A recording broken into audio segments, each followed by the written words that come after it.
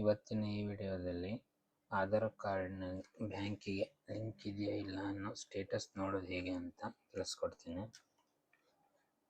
ಫಸ್ಟಿಗೆ ಗೂಗಲ್ಗೆ ಹೋಗಿ UIDAI ಅಂತ ಸರ್ಚ್ ಮಾಡಬೇಕು. ಸರ್ಚ್ ಮಾಡಿದ ನಂತರ ಅಲ್ಲಿ ಸ್ಟಾರ್ಟಿಂಗಲ್ಲಿ ಬರುವಂಥ UIDAI.gov.in ವೆಬ್ಸೈಟನ್ನು ಕ್ಲಿಕ್ ಮಾಡಬೇಕು. ಕ್ಲಿಕ್ ಮಾಡಿದ ಮೇಲೆ ಇಲ್ಲಿ ನಿಮಗೆ ಲ್ಯಾಂಗ್ವೇಜಸ್ ಬರುತ್ತೆ. ನಿಮ್ಗೆ ಯಾವ ಲ್ಯಾಂಗ್ವೇಜ್ ಬೇಕೋ ಆ ಲ್ಯಾಂಗ್ವೇಜನ್ನು ಸೆಲೆಕ್ಟ್ ಮಾಡ್ಕೋಬೇಕು.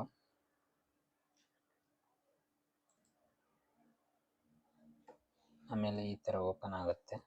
ಈ ಥರ ಓಪನ್ ಆದಮೇಲೆ ಇಲ್ಲಿ ಡೌನ್ಲೋಡ್ ಆಧಾರ್ ಅಂತ ಒಂದು ಆಪ್ಷನ್ ಇದೆ ನೋಡಿ. ಮೈ ಆಧಾರಿಂದ ಬಂದರೆ ಇಲ್ಲಿ ಡೌನ್ಲೋಡ್ ಆಧಾರ್ ಅಂತ ಒಂದು ಆಪ್ಷನ್ ಸಿಗುತ್ತೆ.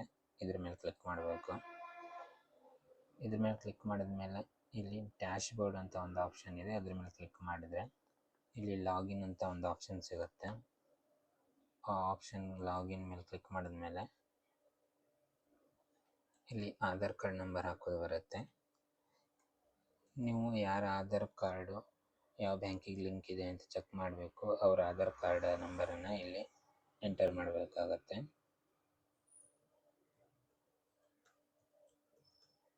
ನಾನು ಎಂಟರ್ ಮಾಡಿದ್ದೀನಿ. ನೆಕ್ಸ್ಟ್ ಇಲ್ಲಿ ಕ್ಯಾಪ್ಚರ್ ಬಟನ್ ಇದೆಯಲ್ಲ ಕೆಳಗಡೆ, ಅದನ್ನು ಎಂಟರ್ ಮಾಡಬೇಕು.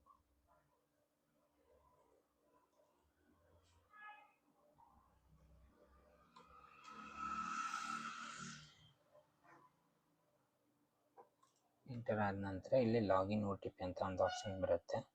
ಅದ್ರ ಮೇಲೆ ಕ್ಲಿಕ್ ಮಾಡಬೇಕು. ಆವಾಗ OTP ಸರ್ವರ್ ಸ್ವಲ್ಪ ಪ್ರಾಬ್ಲಮ್ ಇದೆ, ಅದಕ್ಕೆ ಅನೇಬಲ್ ಟು ಜನರೇಟ್ OTP ಅಂತ ಬರ್ತಾ ಇದೆ.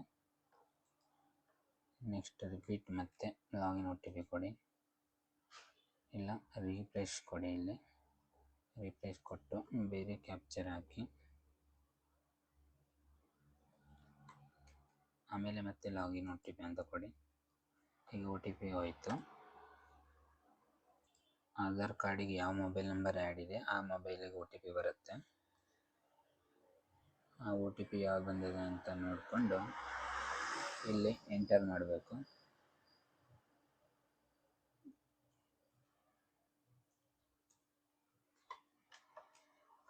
ಇದು ಎಂಟರ್ ಮಾಡಾದ್ಮೇಲೆ ಲಾಗಿನ್ ಮೇಲೆ ಕ್ಲಿಕ್ ಮಾಡಬೇಕು. ಲಾಗಿನ್ ಮೇಲೆ ಕ್ಲಿಕ್ ಮಾಡಿದ್ಮೇಲೆ ಇಲ್ಲಿ ಬ್ಯಾಂಕಿಂಗ್ ಎರಡನೇ ಲೈನಲ್ಲಿ ಬ್ಯಾಂಕಿಂಗ್ ಸೀಡಿಂಗ್ ಸ್ಟೇಟಸ್ ಅಂತ ಒಂದು ಆಪ್ಷನ್ ಕೊಟ್ಟಿದ್ದಾರೆ. ಈ ಆಪ್ಷನ್ ಮೇಲೆ ಕ್ಲಿಕ್ ಮಾಡಬೇಕು. ಇಲ್ಲಿ ಕ್ಲಿಕ್ ಮಾಡಿದ್ರೆ ನಿಮ್ದು ಆಧಾರ್ ಕಾರ್ಡು ಯಾವ ಬ್ಯಾಂಕಿಗೆ ಲಿಂಕ್ ಇದೆ, ಯಾವ ಡೇಟಿಂದ ಲಿಂಕ್ ಇದೆ ಅಂತ ಇಲ್ಲಿ ತೋರಿಸ್ತದೆ. ಇದನ್ನು ನೋಡಿಕೊಂಡ್ರೆ ನಿಮ್ಮದು ಆಧಾರ್ ಕಾರ್ಡು ಆ್ಯಕ್ಟಿವ್ ಇದ್ದರೆ, ಲಿಂಕ್ ಇದ್ದರೆ ಇಲ್ಲಿ ಆ್ಯಕ್ಟಿವ್ ಅಂತ ತೋರಿಸುತ್ತೆ. ಆ್ಯಕ್ಟಿವ್ ಇಲ್ಲದಿದ್ದರೆ ಇಲ್ಲಿ ಇನ್ಆ್ಯಕ್ಟಿವ್ ಅಂತ ಬರ್ಕೊಂಡಿರ್ತದೆ. ಇನ್ಆ್ಯಕ್ಟಿವ್ ಅಂತ ಇದ್ದರೆ ನೀವು ಬ್ಯಾಂಕಿಗೆ ಹೋಗಿ ರಿಪೀಟ್ ಲಿಂಕ್ ಮಾಡಬೇಕಾಗುತ್ತೆ. ನೀವು ನಾರ್ಮಲಾಗಿ ಹೋಗಿ ಬ್ಯಾಂಕಿಗೆ ಆಧಾರ್ ಕಾರ್ಡ್ ಲಿಂಕ್ ಮಾಡಿ ಅಂದರೆ ಅವರು ನಾರ್ಮಲ್ ಲಿಂಕ್ ಮಾಡ್ತಾರೆ ಒಂದೊಂದು ಸಲ.